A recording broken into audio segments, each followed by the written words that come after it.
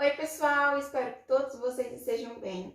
Antes de mais nada, queremos pedir desculpa para vocês por termos ficado um tempo sem postar vídeo. Quem faz faculdade sabe a correria que é final de semestre, tem prova para entregar, trabalho, enfim. E também, aproveitando esta oportunidade, queremos desejar a todos vocês um feliz ano novo, que esse ano seja repleto de muita paz, saúde e alegria, e que possamos conseguir realizar todos os nossos sonhos e objetivos. Na aula de hoje, estudaremos sobre lógica matemática. Lembrando que este assunto não cai em vestibular, ele simplesmente despenca. Então, se você é novo aqui no canal, aproveite essa oportunidade, já se inscreva e aperte no sininho de notificações. Desta forma, vocês não perderão nenhum conteúdo. E lembrando que eu farei uma playlist aqui no canal, onde terá o conteúdo teórico e também vários exercícios, entre eles tabelas verdades. Então, sem mais demoras, vamos para o nosso conteúdo. Vamos começar a estudar sobre lógica matemática. Quando estamos estudando sobre lógica, nós temos que estudar o que é uma proposição. Ou seja, uma proposição são afirmações que podem ser classificadas como verdadeiras ou falsas. Só que essas proposições, elas têm que obedecer um princípio fundamental da lógica, que são elas. O princípio do terceiro excluído. O que é isso? Ela diz que toda proposição ou é só verdadeira ou é só falsa, nunca ocorrendo um terceiro caso. E também tem uma outra que chama princípio da não contradição. Ou seja, uma proposição não pode ser simultaneamente verdadeira ou falsa. Ou seja, ou ela é só verdadeira ou ela é só falsa, ok? Agora nós veremos alguns exemplos do que são uma proposição. Aqui nós temos um exemplo. Felipe é um empresário. Isso é uma proposição. Um outro exemplo é o sol é vermelho. Também é uma outra proposição. Agora nós chegamos. 3x menos 1 é igual a 2. Isso não é uma proposição. Por quê? Dependendo do valor de x que eu colocar nessa equação, essa equação pode se tornar verdadeira ou falsa. Por quê? Se o x meu aqui, se eu colocar o número 1, 3 vezes 1, 3. 3 menos 1 fica 2. Essa equação é verdadeira.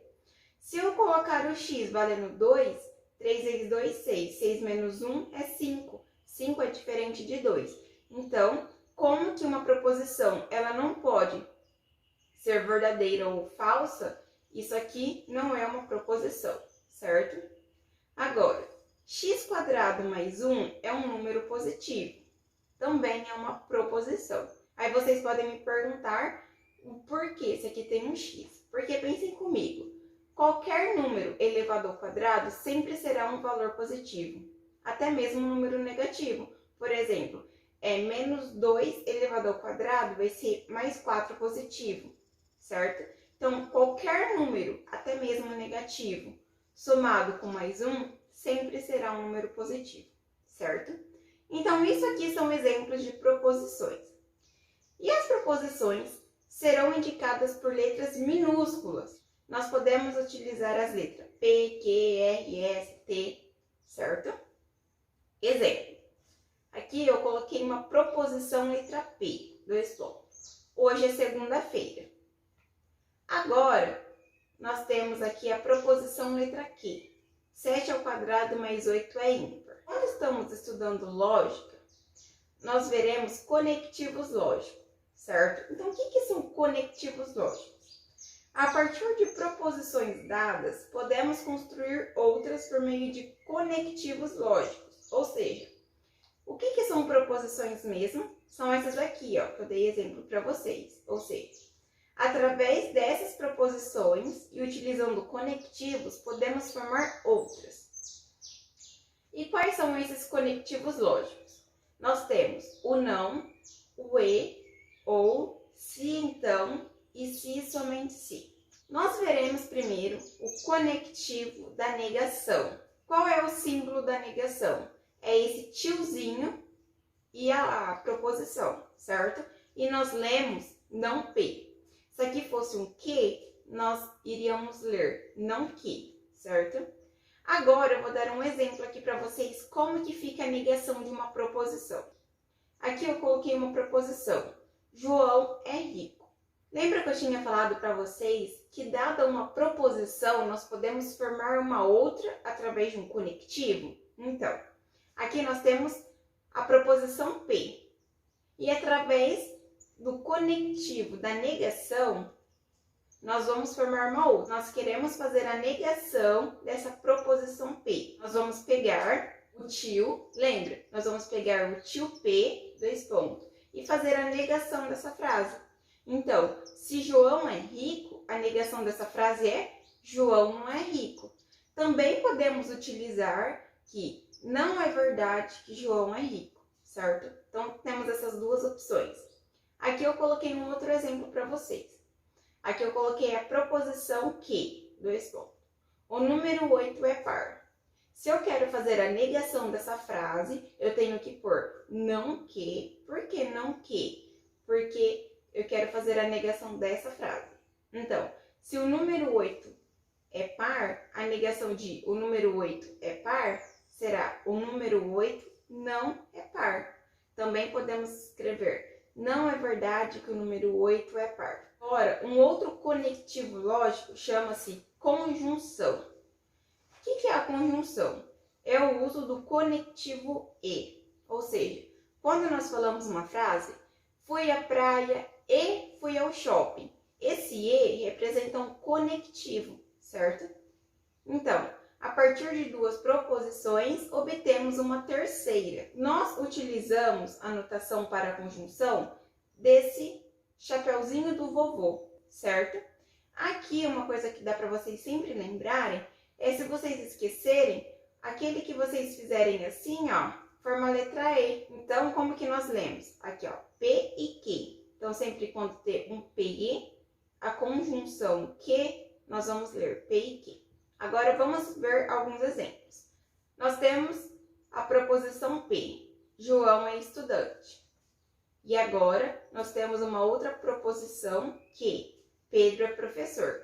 Se nós queremos fazer a junção destas duas, utilizando o conectivo da conjunção, ficará assim, ó. P, conjunção que, certo? Que nós lemos P e que. Então, quem é a nossa proposição P? É João é estudante. Então, João é estudante. Logo em seguida, aqui nós não temos o conectivo e, então nós vamos pôr o e aqui. E depois nós temos a proposição que. Quem que é o nosso que? É Pedro é professor. Então, Pedro é professor. Então, P e que é assim, João é estudante e Pedro é professor. Depois da conjunção, nós temos a disjunção, tá? Que nós utilizamos o conectivo o.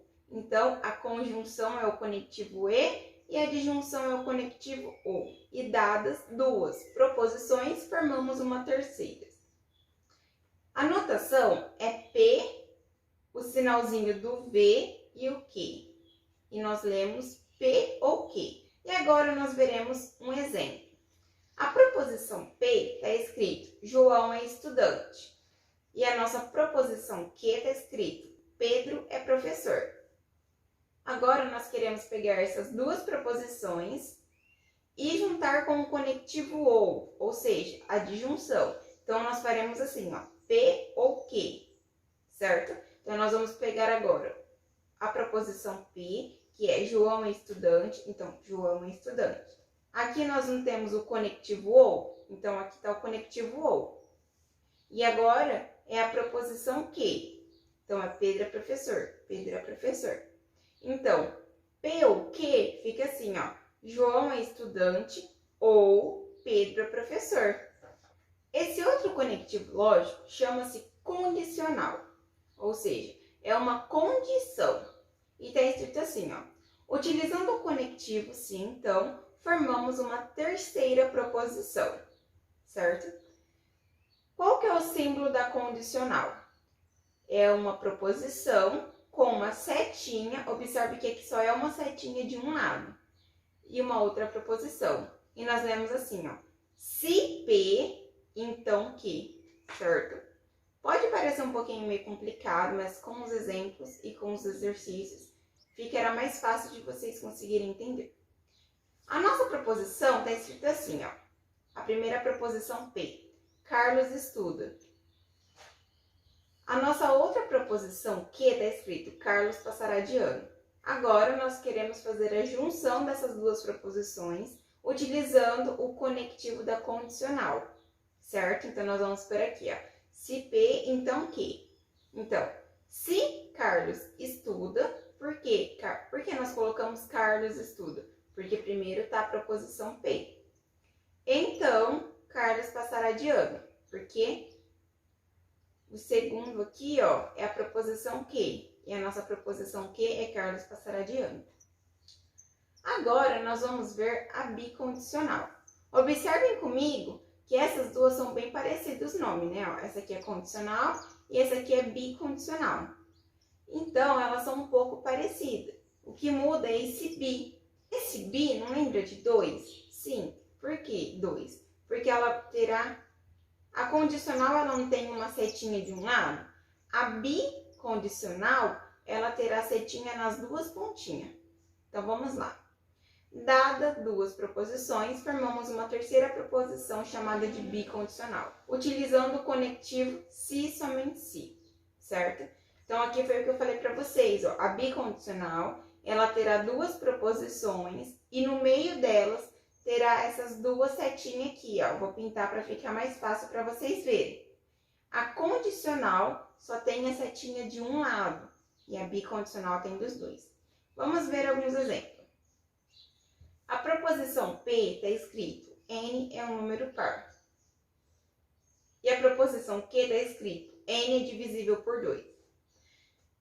Agora, nós queremos fazer a junção dessas duas proposições utilizando o conectivo da bicondicional. Então, ficará assim.